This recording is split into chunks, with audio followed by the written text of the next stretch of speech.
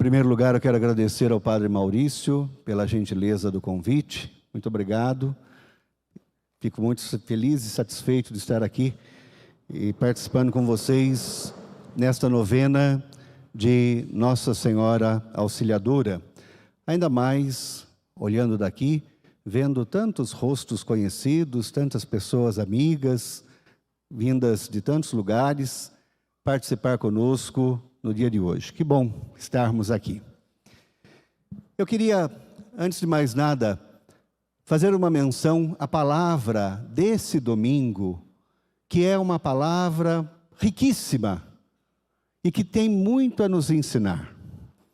Tudo aquilo que nós ouvimos nas 3 leituras da missa de hoje, a primeira leitura, tirada dos Atos dos Apóstolos, a segunda leitura do Apocalipse de São João, o Evangelho, pode ser resumido em uma palavra apenas: tolerância. Tolerância. Talvez a palavra de ordem nesse domingo, esse 6º domingo da Páscoa, seja para nós tolerância. E como essa palavra é atual? Porque como nós precisamos aprender a ser tolerantes. Neste mundo tão cheio de desafios, nesse mundo tão violento, nesse mundo tão plural que nós vivemos, como precisamos aprender a ser tolerantes. E a primeira leitura deixa isso muito claro a partir de uma situação vivida pelas primeiras comunidades cristãs. Você sabe que a nossa fé cristã, ela foi constituída de gente que veio do judaísmo, eram judeus convertidos à fé cristã, e gente que vinha do paganismo, eram pagãos convertidos à fé cristã. Então nós tínhamos no início da igreja 2 grupos muito claros, muito distintos. E estes grupos nem sempre passavam pela mesma ponte. Esses grupos nem sempre se davam bem. Porque os judeus convertidos trouxeram para a nossa fé uma riqueza histórica vivida por eles no judaísmo. Trouxeram costumes, trouxeram tradições, trouxeram coisas que aprenderam ao longo da vida inteira. Os pagãos, em contrapartida, eles não tinham muita coisa a apresentar, mas eles tinham um coração aberto, eles tinham um coração sedento, eles queriam crescer, eles queriam se fortalecer. Aí, numa das comunidades, na sua grande maioria, composta por cristãos vindo do paganismo, conduzidos então eles por Paulo e Barnabé, apareceu lá um grupinho, da turma que vinha do judaísmo. E esse pessoal olhou para eles e disse assim: olha, vocês não estão vivendo a fé do jeito certo. Por quê? Porque vocês não estão obedecendo o preceito da circuncisão. Aí os cristãos vindos do paganismo olharam bem e disseram: mas o que tem uma coisa a ver com a outra? O que tem a circuncisão a ver com a fé? Não tem nada. Riram da cara dele. Pronto. Estava a confusão instalada. Aí a voz se elevou, os ânimos se exaltaram. O próprio Paulo, nós ouvimos na primeira leitura, ele teve uma hora que perdeu a paciência com a turma lá que vinda do judaísmo. E aí resolveram levar a situação para Jerusalém, para pedir um esclarecimento junto dos apóstolos. Quando resolveram isso, o pessoal lá dos judeus, os cristãos vindos do judaísmo, abriram um sorriso de orelha a orelha, porque disseram: agora está no papo. Nós ganhamos a batalha, porque estava em Jerusalém Pedro, e Pedro vinha do judaísmo. O bispo de Jerusalém, o chefe da comunidade de Jerusalém, era Tiago Menor. primo de Jesus, então, também vindo do judaísmo, ele disse, está tudo certo, eles vão lá e vão resolver a nosso favor. Quando chegaram em Jerusalém, Pedro, os apóstolos, os líderes da comunidade, chamado de anciãos, eles pensaram, ouviram um lado, ouviram o outro lado, rezaram, pediram a luz do Espírito Santo e decidiram. E disseram assim, olha, a nossa decisão vai ser enviada através de uma carta. E quem vai conduzir essa carta é Judas e Silas, que eram membros da comunidade de Jerusalém. Eles que vão levar. E o que estava escrito nessa carta? Estava escrito assim, que quanto à circuncisão, de fato, ela era um preceito judeu, não um preceito cristão. Então, quem queria obedecer esta questão da circuncisão como um caminho de crescimento, de aproximação de Deus, ótimo, fizesse. Mas quem não quisesse obedecer, não era obrigado. Ficou livre esta questão. Os judeus derrubaram um bico que foi a parar no pé, de tanta raiva que ficaram, porque eles acharam que iam vencer essa história toda. Mas, para não contrariar, para não dividir a comunidade, aí os apóstolos escreveram assim, olha, quanto à questão da circuncisão, não é esse o problema? Fica resolvido assim. Mas eu vou pedir para vocês, disseram os apóstolos, para vocês obedecerem outros preceitos que para os judeus também são importantes. E quais eram esses preceitos? Primeiro, não comer carne imolada aos ídolos. Porque eles eram pagãos, vinham do paganismo, então se fazia aqueles sacrifícios, ofertando aí a carne aos ídolos. Vocês sabem que outro dia, uma pessoa me perguntou assim, padre, é pecado comer frango da macumba?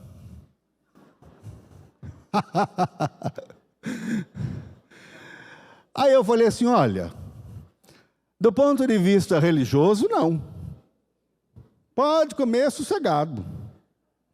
O frango da macumba, lá que colocado lá na encruzilhada, se você está com fome e acha que deve, pode comer. Não vai me manchar, eu não vou pecar? Não vai. O frango não tem poder nenhum contra você. Agora, eu acho que você não deve comer o frango da macumba, por conta de uma questão de higiene, uma questão de saúde. Sabe lá quem que fez aquele frango?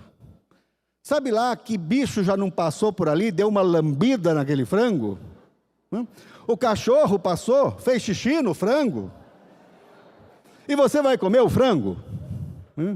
Não. Então, não é por uma questão religiosa, mas é por uma questão de saúde, de higiene. Então, na carta lá dos apóstolos, foi também esse pedido, para não comer carne imolada aos ídolos. Mas aí a questão é religiosa. Um segundo pedido, abster-se do contato com o sangue. Com o sangue. Ainda hoje, muitas religiões, muitas igrejas proíbem, por exemplo, a doação de sangue, a transfusão de sangue, porque vem desta concepção do Antigo Testamento. E qual era a concepção? No sangue estava a vida. Então, se eu dou o meu sangue, eu estou dando a minha vida. Se eu ia viver 90 anos, vou viver só 80. Porque dei 10 anos doando o meu sangue, partilhando o meu sangue. Essa mais ou menos era a concepção. Então, se abster dessa questão. Abster-se de comer carne de animais sufocados. Quando eu via esse texto, eu me lembrava que a minha mãe, quando ia matar frango, matava sufocando o frango. destroncando ali o pescoço do frango, né? Hoje a gente nem sabe como é que é isso, porque já vem o frango pronto, né? Só por passar. Mas a minha mãe matava desse jeito, né? Porque queria que o sangue se concentrasse lá na cabeça, né? E assim tinha gente que gostava, eu não gostava, mas tinha gente que gostava. Então, quando eu via, eu falei, nossa, se a minha mãe fosse do judaísmo, ela estava lascada, né? Que ela já ia ter pecado contra uma das normas lá do judaísmo. E o quarto elemento, a quarta regrinha, era justamente abster-se das uniões ilegítimas. Uniões ilegítimas é o casamento entre parentes, né? Entre primos, por exemplo, entre gente da mesma família. Existe sim uma questão de consanguinidade, mas isso não é mais um preceito propriamente religioso, não é mais um impedimento, né? Mas então com isso percebam, e esse é o ponto mais importante, os apóstolos, eles foram tolerantes. Tolerantes com um grupo, tolerantes com outro grupo, colocaram restrições aqui, colocaram restrições ali, ou seja, buscaram a unidade, buscaram a unidade. E aí no Evangelho, o que nós ouvimos? Jesus falando, quem me ama, guarda a minha palavra. E guardar a palavra não é simplesmente escutar a palavra, mas é viver a palavra. E quer alguém mais tolerante do que foi o próprio Cristo? Tolerante conosco, com a nossa mesquinhez, com o nosso pecado, tolerante com os costumes do judaísmo, do qual ele tinha se encarnado, tolerante com a cruz, tolerante com a morte. Jesus viveu extremamente essa tolerância. Então, quando ele no Evangelho nos diz, quem me ama, escuta a minha palavra, na verdade ele está dizendo, olha, quem me ama, faz aquilo que eu fazia.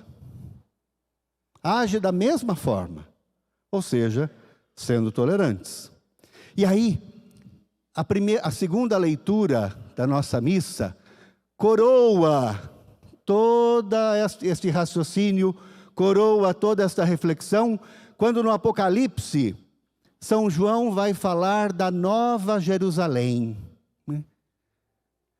Se engana quem pensa que o livro do Apocalipse é um livro que vai contar o final da história. É um livro que traz nas suas páginas o terror, o horror do fim dos tempos. Tem gente que tem medo de ler o livro do Apocalipse. Bobagem. O livro do Apocalipse foi escrito por São João como uma palavra de ânimo para 7 comunidades que viviam um momento muito difícil de perseguição por conta da fé. Então São João escreve dando uma palavra de ânimo, uma palavra de incentivo para aquelas pessoas, para aquelas comunidades. Só que ele usa uma linguagem, um gênero literário apocalíptico, quer dizer, meio que assustador. Até porque, se aquelas cartas fossem interceptadas, quem fosse ler e não fosse cristão, não ia entender nada do que ele estava falando. E o que São João falou nessa passagem do Apocalipse de hoje? Quem escuta a palavra de Jesus, quem põe em prática a palavra de Jesus, já anuncia aqui, neste mundo, a Nova Jerusalém. O mundo novo. E o que é esse mundo novo? É um mundo de paz, é um mundo de justiça, é um mundo de tolerância, um mundo de aceitação. E meu irmão, minha irmã, vamos ser sinceros, como nós precisamos aprender a vivermos estes valores que Jesus hoje nos traz, a vivermos a tolerância, a vivermos a aceitação, a começar das coisas mais simples. Se você não está num dia muito bom, alguém na rua, aí no trânsito, te deu uma fechada no carro, pronto. Você já abre o vidro, né? Hoje em dia nem se usa mais essa maçaneta como símbolo, né? Aperta o botãozinho, né? E o vidro desce. Você já abre o vidro, despenca ali uma ladainha de xingamentos. Isso se não faz sinais obscenos, né? Para as pessoas. Veja, é intolerante. Nós precisamos aprender a viver a tolerância. A não aceitação do diferente. Por vezes, na nossa vida, nós colocamos como que aqueles tampões, né? Talvez aqui na cidade a gente nem viva mais isso, entenda mais isso, mas os mais vividos, assim como eu também, né, vão se lembrar que no passado, os burros que puxavam charrete, eles usavam uns tampões aqui do lado do olho, um de cada lado, para enxergar só para frente, né? E às vezes nós somos assim.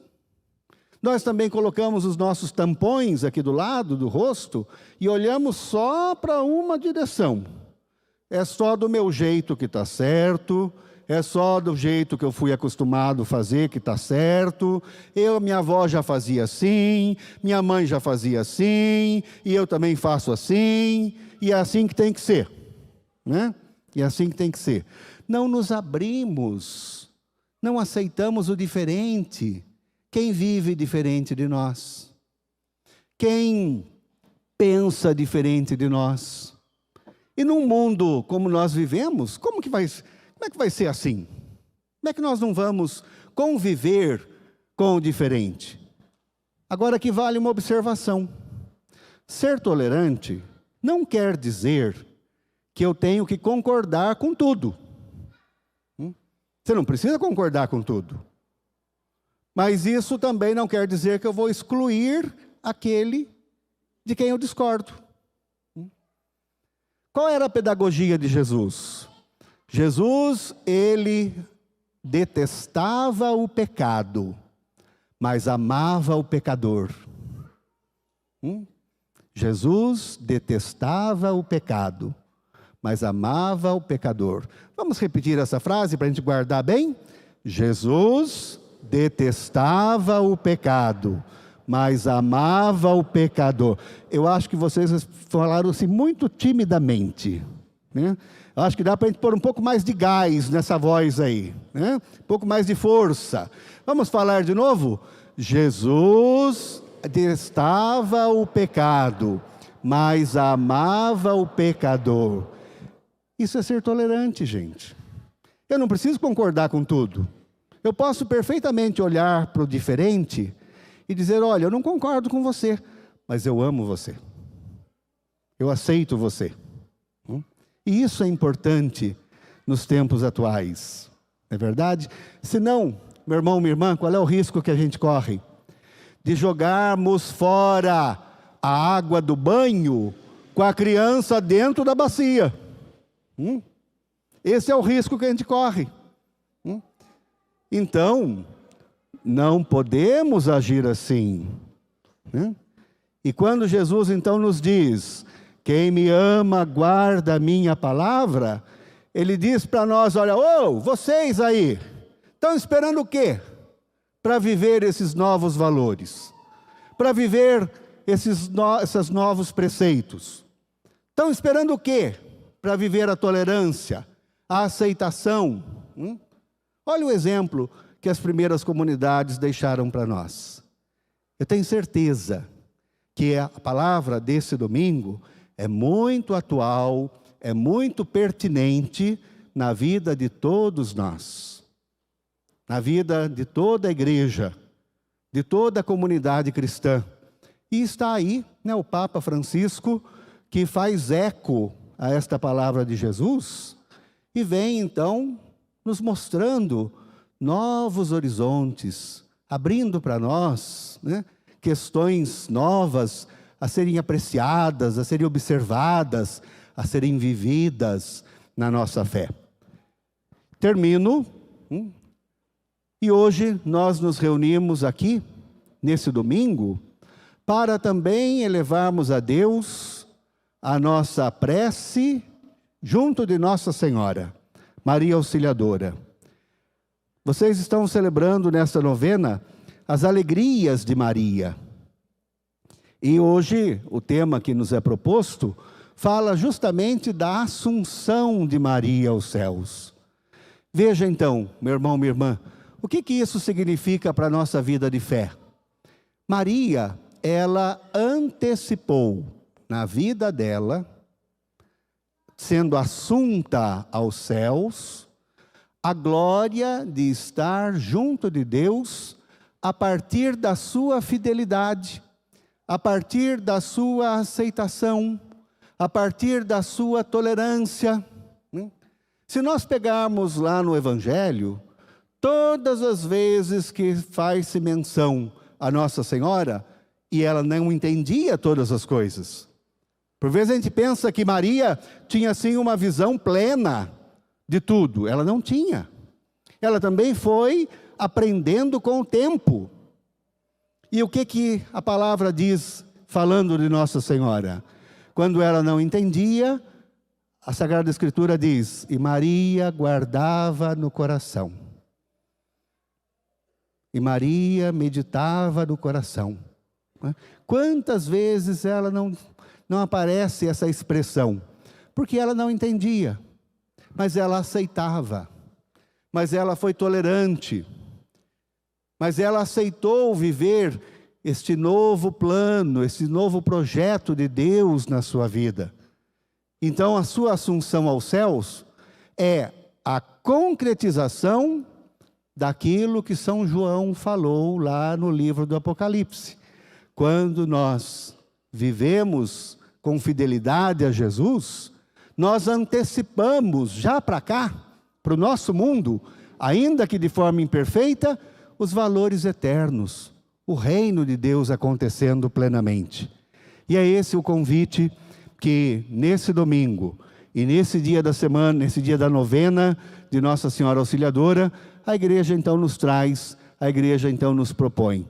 Acolhamos tudo isso no coração e vamos, num gesto de compromisso, assumir com o Senhor, talvez aquele ponto ou outro que eu precise então mudar, que eu precise melhorar na minha vida, para que esta palavra se transforme em vida na nossa vida.